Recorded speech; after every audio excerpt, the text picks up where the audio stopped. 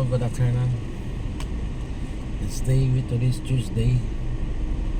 Yes, I'm coming from the city government of Parañaque from around 11:30 a.m. Now I'll finish my appointment around 2:30. So I'm going home now. So right now I'm here now in San Antonio Avenue, the front of the city government of Parañaque, the way to going home. So today is Tuesday, September 10, 2024. Well, okay naman.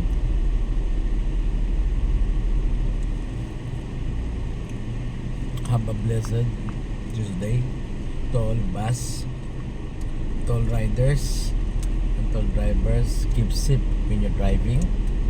So hopefully na okay naman yung natin araw na to. So ang ko lang, ingat tayo palagi sa mga trip natin, long trip man yan or small trip. So ingat dahil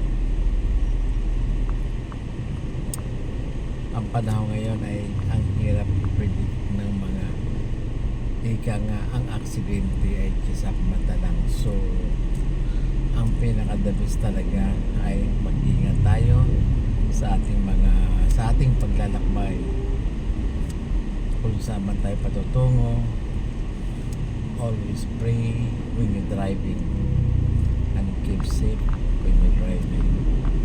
So kung may maliliit man na problema na pwede pag-usapan na lang. So iwasan ang trouble, iwasan ang road rage sa kalsada, dahil minsan ang tao kasi pagkasobra kasi na nagkakaroon ng ingay o kaya pagtatalo, so minsan nauuwi sa away. Kaya keep calm. So pwedeng pag-usapan. So maging na lang tayo, maging relax at saka kalma lang sa pag-uusap.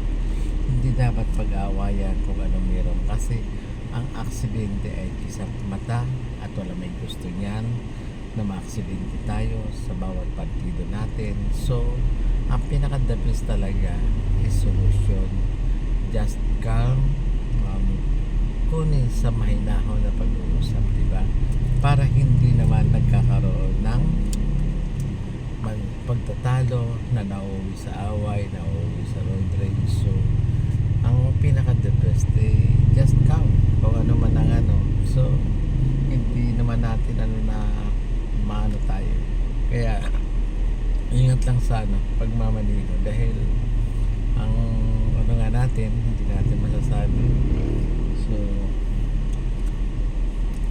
just negotiate and talk each other. Okay guys, payo sa mga riders, sa mga lahat ng mga nagda-drive, sa lahat po ng mga motorista, ingat po tayo and take care and have a blessed Wednesday. God bless guys.